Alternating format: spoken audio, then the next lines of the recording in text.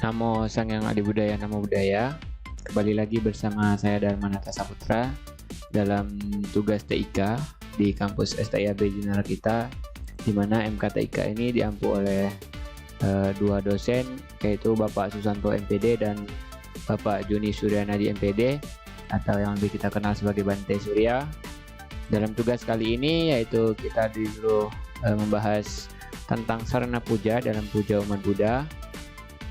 Seperti yang kita ketahui bahwa dalam agama Buddha itu memiliki upacara-upacara atau yang lebih kita kenal sebagai puja, di mana dalam melakukan puja ini umat Buddha membutuhkan sarana-sarana tentunya.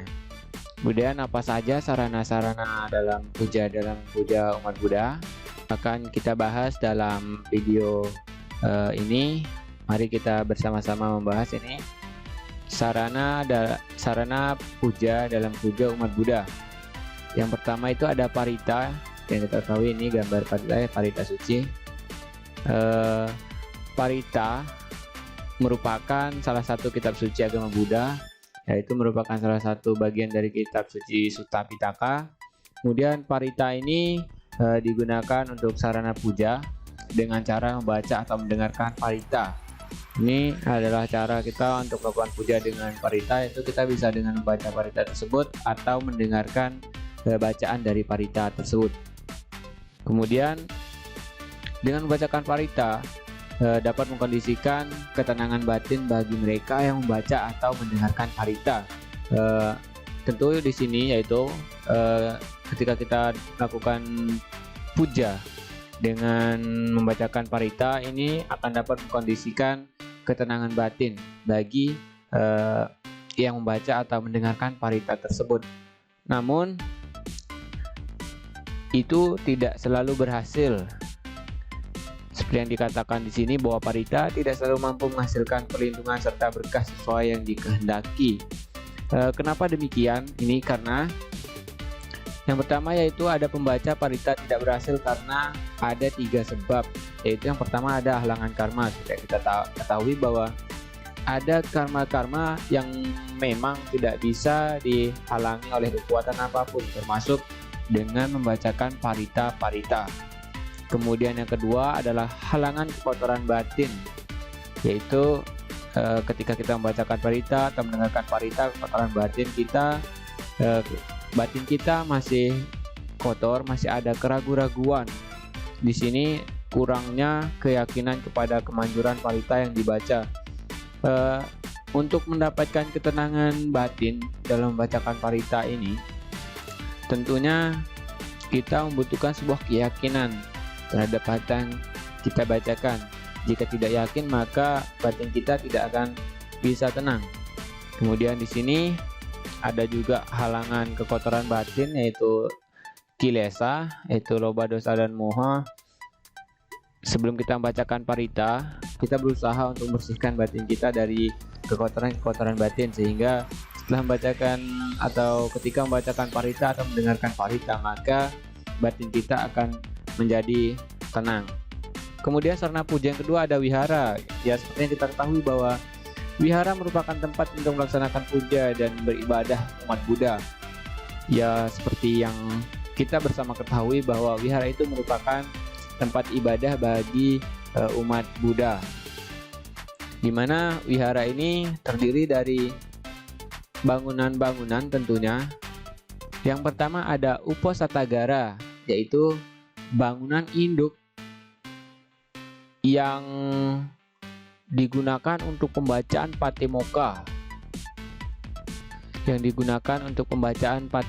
bagi para biku atau para pabajita yang dalam agama Buddha.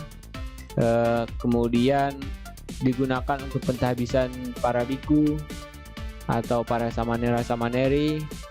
Kemudian digunakan untuk penerangan winaya atau untuk mengadili atau membahas kesalahan-kesalahan para biku yang tingkat kesalahan biku tersebut masih sedang.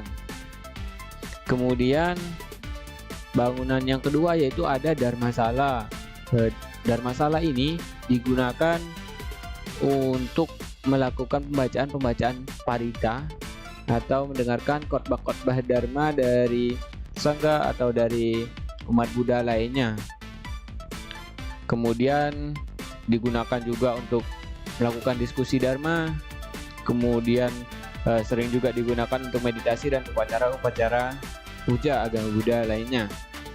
Kemudian wihara ini tidak harus terdiri dari dua bangunan ini, ya, tidak harus terdiri dari dua bangunan ini. Jika tidak memungkinkan, maka bangunan Uposatagara ini juga dapat digunakan untuk sebagai dhammasala, ya, sini. Kemudian sarana puja yang selanjutnya yaitu ada altar. Altar ini adalah tempat untuk meletakkan sarana anisa puja, seperti ada Buddha Rupang, ya, ini Buddha Rupang atau patung Buddha yang biasanya disebut demikian, yaitu ini merupakan simbol atau wujud bakti kepada Guru Agung Sang Buddha Gotama.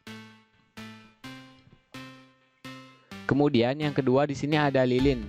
Lilin ini digunakan untuk sebagai simbol penerangan batin atau keterangan, di mana lilin ini seperti yang kita ketahui bahwa lilin ini menyala dan terang, sehingga lilin ini digunakan untuk menyimbolkan penerangan atau yang keterangan batin atau ketenangan atau penerangan yang diajarkan oleh Sang Buddha. Kemudian ada dupa, di mana dupa ini melambangkan nama harum dari orang yang memiliki sila atau keharuman kebajikan. Kemudian ada bunga. Bunga ini merupakan simbol atau lambang ketidakkekalan, bahwa dalam ajaran Buddha itu diajarkan bahwa semua yang berkondisi itu adalah tidak kekal sampai sankara anicca. Kemudian itu dilambangkan oleh bunga ini. Kemudian ada air, di mana air ini melambangkan kebersihan dari segala kekotoran batin, ya.